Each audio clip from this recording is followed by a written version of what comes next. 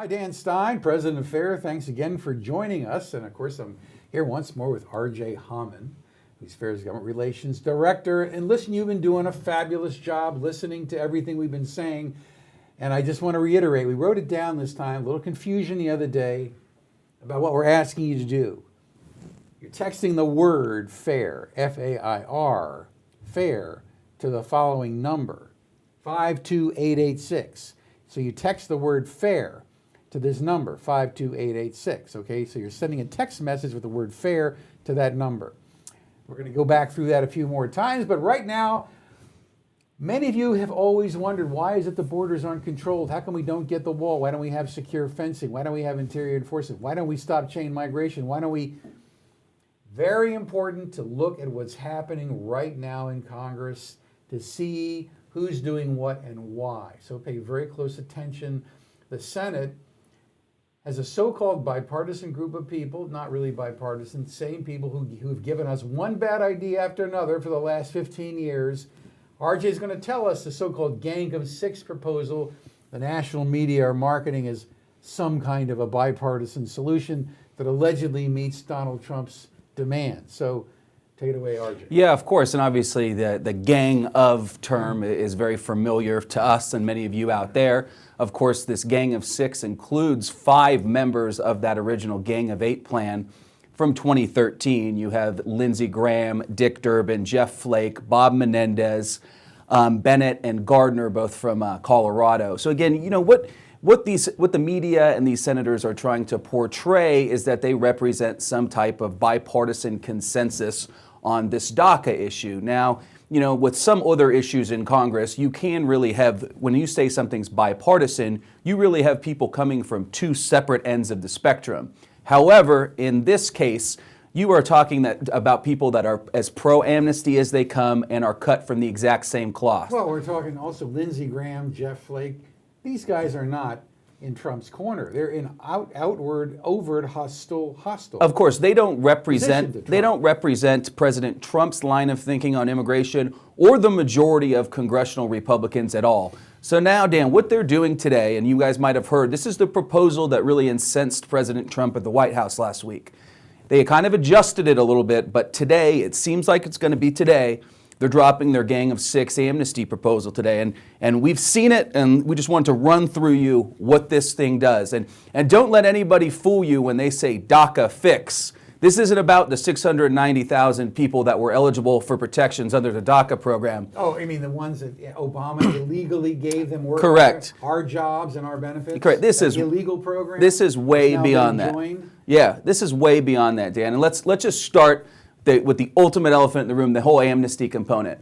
What the Gang of Six proposal includes is the full DREAM Act. And everybody knows what the DREAM Act is. It's the serially rejected amnesty bill that's been around for years. Now, what the DREAM Act would do would provide amnesty to nearly 3.5 million illegal aliens. It includes a bunch of waivers. People can age into the program. So you're talking 3.5 million versus 690,000. It's also just the nose in the tent, right? Of course. The Dems aren't going to be happy till they get everybody who's here illegally into the voting. And that's not even the only amnesty component in there. Oh, you know, people like to say about this class of illegal aliens, oh, they were brought here through no fault of their own. You know what the Gang of Six did? Oh, the parents, the ones who actually brought them here illegally, hey, we're going to give them amnesty too. What they do in this bill is they give the parents of illegal aliens that are eligible for the DREAM Act, they give them 3-year renewable work permits. So that's just a permanent amnesty. You can renew that 3-year work permit every 3 years and you get to stay here forever, even though you brought your children on a treacherous journey to this country and illegally crossed our borders. We're giving you amnesty. And that's not even it yet, Dan. You know, TPS recipients, you hear a lot in the news right now, a lot of these people who were here in the country illegally at the time some environmental cataclysm hit their country, we're going to give them amnesty too. They're pretending to get rid of the visa lottery program, but they're really using the visa lottery program as a way to give amnesty to the 400,000 some TPS recipients that were here illegally when they got TPS designation. So from a sheer numbers standpoint, we're approaching the 1986 amnesty. This isn't a narrow DACA fix at all. And then, not done yet, what do the American people get in return? What do you get in return? You get chump change token border security provisions.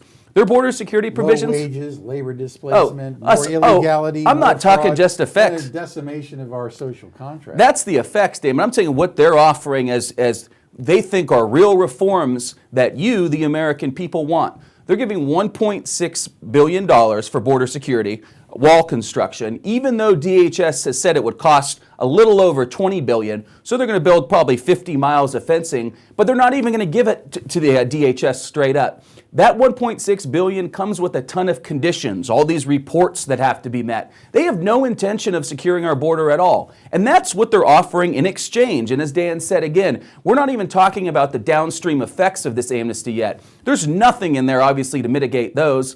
But the whole border security provisions that they're acting like are big concessions are nothing. And people need to remember, and Democrats need to remember too, Trump has already given a concession on this issue. The fact that he is even discussing this whole DACA amnesty proposal or anything is a massive concession. It goes back on one of his core campaign promises when he said he would rescind DACA on day one in office. So for the folks out there who are looking for an end-to-chain migration, border security, build a wall, interior enforcement, mandatory e-verify, elimination of the lottery, the Goodlatte Bill contains a lot of that. It Right. also has a DACA suspension, 3-year work permit. But what's with e-verify? Why can't we get unanimous support for a program that everybody has agreed is important to ensure American workers get American jobs? Yeah. What's the problem with e-verify in the House? Why won't Paul Ryan bring the Goodlatte Bill to the floor as introduced? No, he absolutely should. It represents by far the most serious proposal out there that seeks to implement a lot of reforms that we've called for many years. Yes, it does have What's the objection to e-verify? Is it the Democrats don't want anybody who's here illegally not to get an American job? Well, of course that's. But the chamber was on board national Right. e-verify a few years Yeah. ago. So Well, what of course, happened to the I think this chamber? is primarily due to the pretty powerful ag lobby as well, which kind of it undercuts that angle too, that there is a new ag guest worker program in the Goodlatte Bill that theoretically would massage some of the concerns that the ag community had with mandatory e-verify. That's why it's in there. Correct. Now, it's so important to recognize, like I've been doing this for close to 40 years, 40 years, right? Agriculture is one of the big reasons why we don't have immigration controls. Year after year, decade after decade, whenever there's an effort to try to implement important reforms, big agriculture comes in and says, hey, we want to have illegal workers, you can't do that. They are very powerful, and they have been since the 1950s, probably even before that. They're one of the main reasons why we see another big agricultural amnesty or agricultural worker program in the so-called Goodlatte Bill, the House bill. A lot of which, by the way, FAIR supports. It's got good stuff. We don't support the DACA amnesty in there, but we do support a lot of what's in there. But it does have this agricultural amnesty program, guest worker program. If there was a way to accommodate agriculture to give them whatever labor they want, this movement would have a lot more legislative success. The problem has always been, see, back in 1986, the 1986 bill essentially allowed a ban on warrantless open field searches. That means Border Patrol cannot go onto fields without a warrant. That's been a big impediment to immigration law enforcement in the interior. But the thought was that employer sanctions would help ameliorate that problem. Well, now we have employer sanctions, but they're not enforced. E-Verify would help. Once again, we see agriculture standing in the way of mandatory E-Verify, something all Americans should care about because, after all, American jobs should go to American workers. This is the time to make your voices heard. The thumbnail opposition to the Gang of Six is to tell your member of Congress the Gang of Six is a fraud. It is an amnesty. It doesn't do the job. It's a betrayal of the trust the voters gave Donald Trump when they elected him on the immigration issue. I don't want to use the same word Trump apparently used in the Oval Office. I don't believe it. Maybe he did. But that's what this Gang of Six bill is. It's the old wine, new bottle, same stuff. And the idea that Lindsey Graham and some Republicans are actually co-partnering with Durbin and Schumer and those guys, I mean, it's a travesty at a time when the Republicans need to be unified behind what Donald Trump promised the American people. Once again, we see this betrayal. And then this other issue of how do we get Paul Ryan to at least bring the Goodlatte Bill to the floor. We can work to strengthen it. We can work to eliminate the DACA adjustment program. Trump has already met the Democrats halfway, more than halfway on More this than DACA halfway. thing. I mean, why should Trump be promising a DACA amnesty? It was not a major component of his campaign. Neither did Hillary Clinton, by the way, make this DACA amnesty a major component of her political campaign. But anyway, we see right now that your time, this is the time to make your voice heard. You text FAIR to 52886, 52886. That will take you to the tools you need to contact your representative and make your voices heard. What else you got for us? Well, you know, I think the best thing anybody has said right now about this Gang of Six proposal was Tom Cotton on Twitter last night, who said you might as well roll it up and then throw it into the trash can. Listen, I want you to know that I read every single comment you put under our live feed. And we value your feedback, and when you ask us good questions, we're going to address them in the next one we do next week, next Tuesday, right? Next Tuesday. Yes. Maybe next Monday. Check Depends what happens. Check your local listing. But I want you to know, if you put some good questions on there, we will answer them. So for now, unless you got something new, this is the time. Now's the time. Thank you very much.